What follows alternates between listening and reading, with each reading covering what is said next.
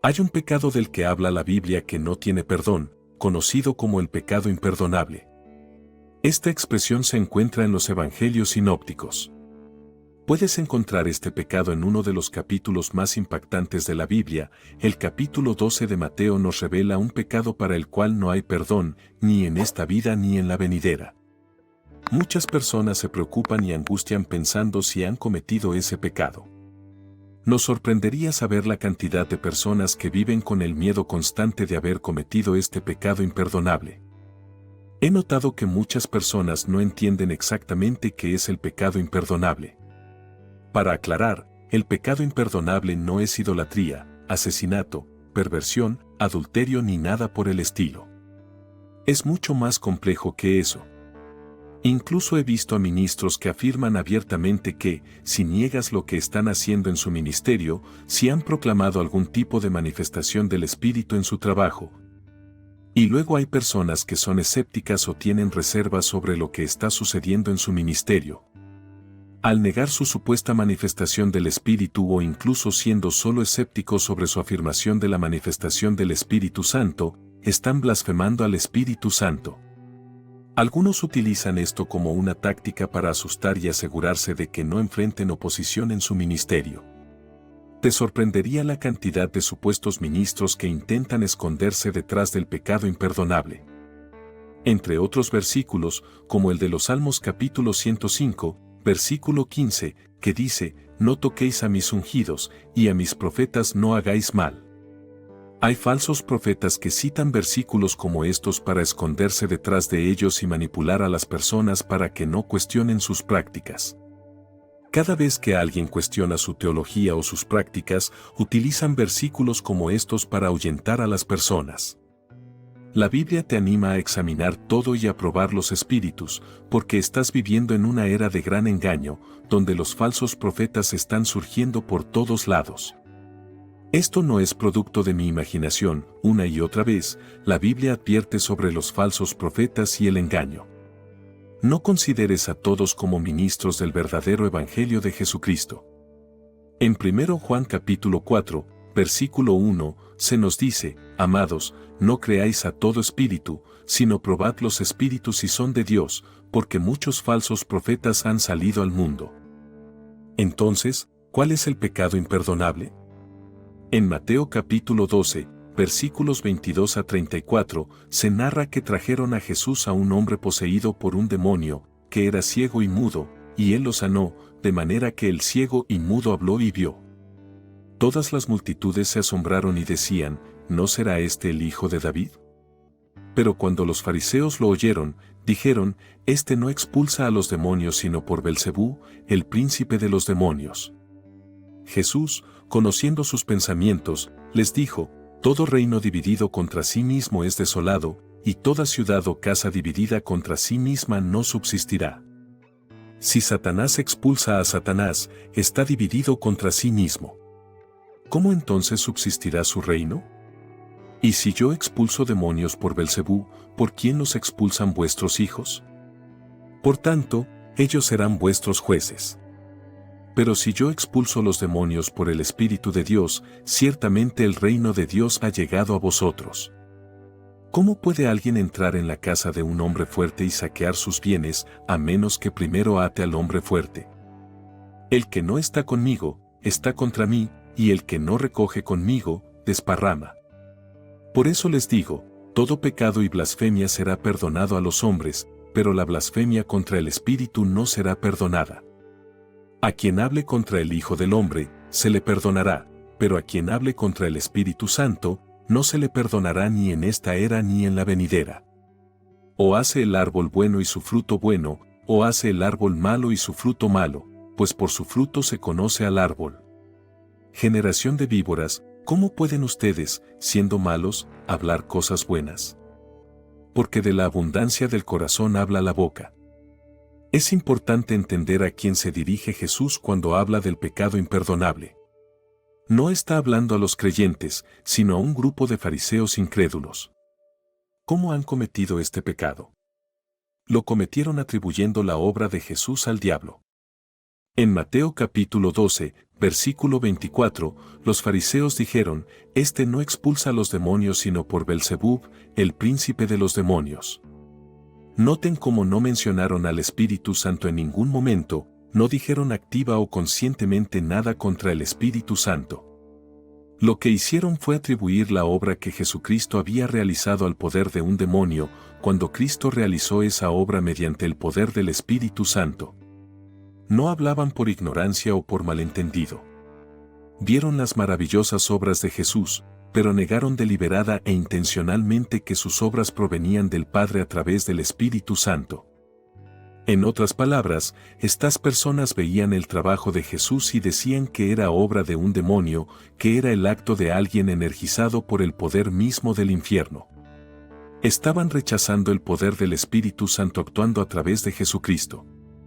Ahora, lo que quiero que te lleves de este mensaje es que Dios es un Dios que puede perdonarte tus pecados, sin importar lo que hayas cometido en el pasado. No vivas con miedo, no vas al infierno. Dios es un Dios perdonador.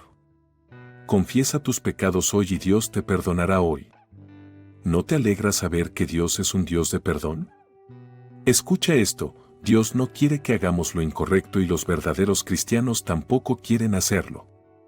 Sin embargo, no vas al cielo porque hayas hecho bien o porque estés haciendo bien ahora o vayas a hacer más bien en el futuro. Vas al cielo porque Dios te ha perdonado. En una ocasión, una joven se acercó a mí y me contó cómo su padre le había pedido perdón. Su padre le dijo que había renacido y lamentaba todo lo que les había hecho a ella y a su madre mientras ella crecía. Se disculpó por haberla abandonado cuando era niña. Esta joven dijo que su padre la había contactado pidiendo perdón y contándole cómo había encontrado a Jesús y se había salvado. Pero ella nunca lo perdonaría. Mientras ella me decía esto, pensé para mí, pero Dios lo perdonará.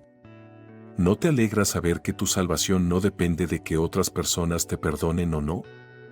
¿No te alegra saber que tu salvación no depende de que otras personas te quieran o no? ¿No te alegra saber que tu salvación no depende de que el mundo te perdone? No, tu salvación depende de si Dios te perdona.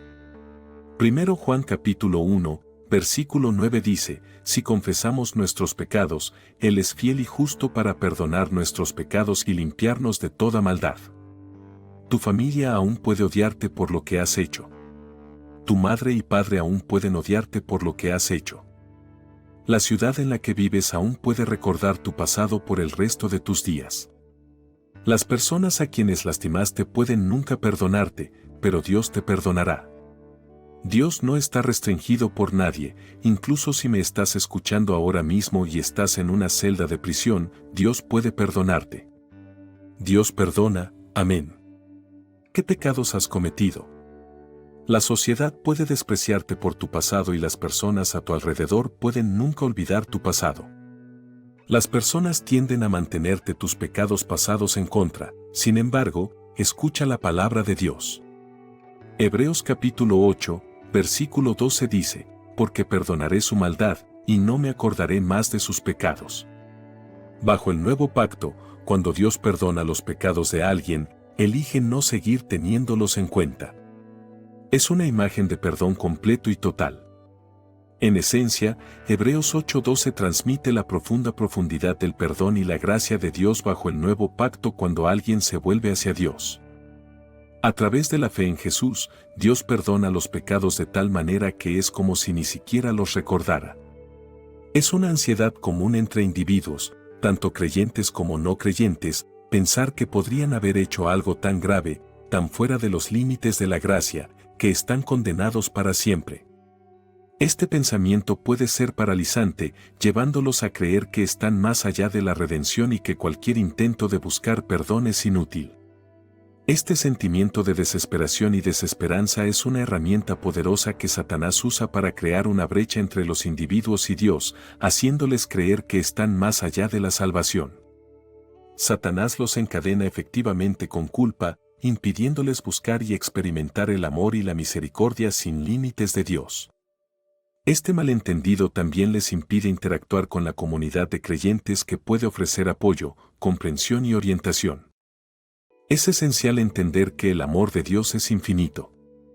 Mientras los humanos pueden guardar rencor o encontrar difícil perdonar, la capacidad de Dios para el perdón está más allá de la comprensión humana.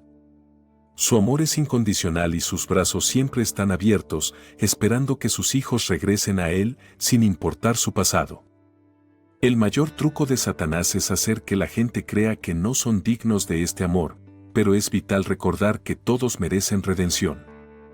En Mateo capítulo 12, versículo 31, se dice: Por tanto, os digo, todo pecado y blasfemia será perdonado a los hombres, pero la blasfemia contra el Espíritu Santo no será perdonada a los hombres. Se perdonará cada pecado. ¿Qué has hecho en tu vida que todavía te atormenta? Confiesa tu pecado hoy y deja de vivir en el pasado. Te estás castigando por un pecado que Dios ya ha perdonado. Sigue adelante con tu vida, deja de vivir en el pasado. Dios te ha perdonado. Deja de vivir en la culpa, deja de vivir con el peso del infierno sobre tu vida. Dios, en su esencia, es un Dios perdonador. No permitas que el espíritu de condenación viva en tu vida. Una cosa que he aprendido a lo largo de los años como ministro cristiano es que el diablo sabe si realmente eres un renacido. Si eres un creyente renacido, el diablo no puede hacer nada para evitar que vayas al cielo, pero lo que puede hacer es intentar hacer tu vida miserable con este espíritu de condenación. Hay muchos cristianos que sienten que los pecados que han cometido son imperdonables, pero no lo son. Dios no está enojado contigo si eres su hijo. Dios no nos amenaza con el infierno, nos ama y cuida de nosotros. La historia de los demonios pidiendo a Jesús ir a un hato de cerdo se encuentra en el Nuevo Testamento de la Biblia, específicamente en el Evangelio de Mateo capítulo 8, versículos 28 a 34, Marcos capítulo 5, versículos 1 a 20, y Lucas capítulo 8, versículos 26 a 39. En estos pasajes, Jesús se encuentra con un hombre o hombres en el relato de Mateo, poseídos por una legión de demonios. Después de que Jesús les ordena salir, ruegan que les permita entrar en un hato de cerdo cercano. En Mateo capítulo 8, versículos 28 a 34, y cuando llegó al otro lado, al país de los Gergesenos, le salieron al encuentro 2 endemoniados que venían de los sepulcros, tan feroces que nadie podía pasar por aquel camino. Y he aquí, gritaron diciendo: ¿Qué tenemos nosotros contigo, Jesús, Hijo de Dios? ¿Has venido aquí a atormentarnos antes de tiempo? Había una gran manada de cerdos alimentándose a cierta distancia de ellos. Entonces los demonios le rogaron diciendo: Si nos echas, permítenos irnos a esa manada de cerdos. Y él les dijo: Id. Y saliendo, se fueron a la manada de cerdos, y he aquí, toda la manada se precipitó violentamente por un despeñadero al mar y perecieron en las aguas. Y los que los cuidaban huyeron, y yendo a la ciudad, contaron todo, incluyendo lo sucedido con los endemoniados. Y he aquí, toda la ciudad salió al encuentro de Jesús, y cuando lo vieron, le rogaron que se marchara de sus territorios. Hay varias interpretaciones teológicas y especulaciones sobre por qué los demonios pidieron entrar en los cerdos. Hoy revisaremos varias de estas teorías. La primera teoría es que querían evitar el abismo. Primero, establezcamos el contexto. Durante su ministerio terrenal, Jesús se encuentra con un hombre atormentado por una legión de demonios. Este encuentro está detallado en los evangelios de Mateo, Marcos y Lucas, donde se enfatiza la gravedad de la condición del hombre y la multitud de demonios que lo poseían. Al reconocer la autoridad divina de Cristo, los demonios tiemblan y ruegan no ser arrojados al abismo. Esto nos lleva a nuestro primer punto de reflexión: el abismo. El reconocimiento de Jesús por parte de los demonios y su posterior súplica proporcionan una visión profunda de la jerarquía espiritual y el reconocimiento de la soberanía de Jesús incluso por los espíritus más malévolos. Este encuentro ilustra vívidamente el contraste entre la luz de Cristo y la oscuridad representada por las fuerzas demoníacas. El abismo, en términos bíblicos, se describe como un lugar de confinamiento, tormento y destrucción definitiva para las entidades demoníacas. El concepto del abismo no es simplemente un lugar de castigo, representa la finalidad del juicio de Dios sobre el mal. La súplica de los demonios a Jesús para no ser enviados allí revela su temor a este lugar terrible y su reconocimiento de su autoridad absoluta para asignarles ese destino. Su miedo es palpable, subrayando la naturaleza horrorosa del abismo, un lugar tan temido que incluso los demonios, que prosperan en el miedo y el caos, están desesperados por evitarlo. El abismo se describe como un reino de profunda oscuridad y desesperación, claramente temido por las entidades demoníacas. Las referencias bíblicas al abismo destacan su papel como la prisión definitiva para el mal, donde los poderes demoníacos quedan impotentes y contenidos. Esta descripción sirve como un recordatorio contundente de la finalidad de la justicia divina. Según la Escritura, el abismo actúa como una prisión, un lugar de confinamiento. Para los espíritus malignos, el abismo representa el destino final de todas las entidades malévolas. En el libro del Apocalipsis, también conocido como el Pozo sin fondo, el abismo se menciona en 3 capítulos diferentes como la morada o prisión para los espíritus malignos.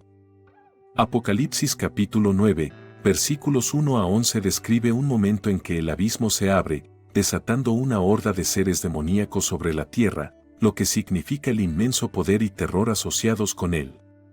Cuando se enfrentan a la autoridad divina de Cristo, la súplica de los demonios para no ser desterrados al abismo subraya su miedo y aversión a este lugar temido. Este momento es significativo ya que resalta el poder inmediato e incuestionable que Jesús tiene sobre el reino espiritual. La sumisión de los demonios a su mando revela la profundidad de su comprensión de quién es Jesús y el poder que ejerce. Su reacción destaca la naturaleza severa del abismo como un lugar de tormento y aislamiento, así como el poder supremo y dominio de Cristo. Este evento demuestra que incluso las fuerzas del mal son profundamente conscientes de la autoridad indiscutible de Jesús. También sirve como una reafirmación para los creyentes de la victoria absoluta de Cristo sobre el mal, proporcionando una fuente de esperanza y confianza en su plan definitivo para la redención y la justicia. Filipenses capítulo 2, versículos 9 a 11 dice así: por lo cual Dios también le exaltó hasta lo sumo y le otorgó el nombre que está sobre todo nombre, para que en el nombre de Jesús se doble toda rodilla de los que están en los cielos, y en la tierra, y debajo de la tierra, y toda lengua confiese que Jesucristo es el Señor, para gloria de Dios Padre. Vivimos en un mundo que a menudo intenta negar y pasar por alto el señorío y realeza de Jesucristo. Sin embargo, la Biblia nos dice claramente que toda rodilla se doblará y toda lengua confesará que Jesucristo es el Señor. De una manera u otra, todos se inclinarán ante Él, ya sea en esta vida o en el ámbito de la eternidad. Los demonios lo temen y lo conocen. La verdad es que los demonios tienen un entendimiento de Jesucristo que nosotros, como humanos, no tenemos. Él es el Pantocrátor, gloria a su santo nombre. Pantocrátor es una palabra griega que se traduce como Dios Todopoderoso o Todopoderoso en la iconografía y teología cristiana, que específicamente retrata a Jesucristo como el gobernante todopoderoso del universo. La segunda teoría sugiere que los demonios querían permanecer en la región porque habían tenido éxito en sus malévolos esfuerzos, causando estragos entre la población local. Sus acciones destructivas habían creado un gran tumulto, estableciendo su dominio e influencia sobre las personas. Abandonar esta área podría significar perder su control sobre los habitantes. Sin embargo, la súplica de los demonios para entrar en los cerdos revela más que solo un deseo de mantener su influencia local, muestra una verdad más profunda sobre la naturaleza de tales entidades. Una perspectiva teológica predominante sostiene que los demonios, como seres espirituales, anhelan una forma física para ejercer una influencia más tangible sobre el mundo material. La existencia física permite a estas entidades interactuar con el mundo de una manera más directa, permitiéndoles manipular, engañar e inducir daño de manera más efectiva. Al pedir habitar los cerdos, los demonios intentaban continuar su presencia en el ámbito físico, presumiblemente para extender su capacidad de causar daño y caos en un contexto más amplio. Este evento destaca el conflicto espiritual continuo entre el bien y el mal que se desarrolla en nuestro mundo. Las tácticas empleadas por las fuerzas del mal, miedo, engaño y destrucción, contrastan marcadamente con el mensaje de amor, verdad y sanación encarnado en la vida y enseñanzas de Jesús. Al conceder la solicitud de los demonios, Jesús no estaba condonando sus acciones, en cambio, estaba demostrando su autoridad y control definitivo sobre los ámbitos espiritual y físico. Este acto sirve como un poderoso recordatorio de su dominio sobre toda la creación y su capacidad para traer orden y paz incluso en medio del caos. Es la verdad sobre la autoridad suprema de nuestro Señor Jesucristo, su dominio sobre toda la creación, su poder sobre la vida y la muerte y su gobierno indiscutible sobre el ámbito espiritual. Vemos en los Evangelios, en Mateo 8, 23-27, Marcos 4, 35-41 y Lucas 8, 22-25, como Jesús calma la tormenta furiosa con su palabra. Cuando los discípulos aterrados pensaban que estaban a merced de la tempestad, Jesús se levantó y ordenó a la tormenta que se calmara, y de inmediato hubo una gran calma. Este poderoso milagro sirve como un recordatorio de que incluso los vientos y las olas le obedecen. Su autoridad sobre la naturaleza es absoluta, reflejando su identidad divina como creador y sustentador de todas las cosas. Pero su autoridad no termina con la naturaleza. Jesús también tiene poder sobre la vida y la muerte, las dos realidades más profundas de la existencia humana. Vemos esto en la forma en que sanó a los enfermos, resucitó a los muertos y, en última instancia, a través de su propia muerte y resurrección. En Juan 11:25, Jesús dice: «Yo soy la resurrección y la vida. El que cree en mí vivirá, aunque muera». Esta declaración subraya la autoridad única de Jesús para otorgar vida eterna a quienes confían en Él, destacando su poder para conquistar la muerte misma. En todas estas instancias, vemos la manifestación de la autoridad de Jesucristo como Dios. Su poder sobre las tormentas muestra su dominio sobre la creación. Su poder sobre la vida y la muerte afirma su identidad como autor de la vida y su autoridad sobre los demonios confirma su supremacía sobre el ámbito espiritual. Estas verdades son profundamente reconfortantes, pues al reconocer la autoridad de Jesús, podemos descansar en su capacidad para calmar nuestras tormentas personales, darnos vida eterna y protegernos de las fuerzas del mal mientras navegamos por los desafíos de la vida. Que, en momentos de miedo e incertidumbre, recordemos la calma que trajo al mar tempestuoso, su dominio sobre la vida y la muerte y su poder sobre las fuerzas de la oscuridad. Al hacerlo, podemos confiar en que Él está con nosotros, guiándonos, protegiéndonos y, en última instancia, ofreciéndonos la promesa de la vida eterna.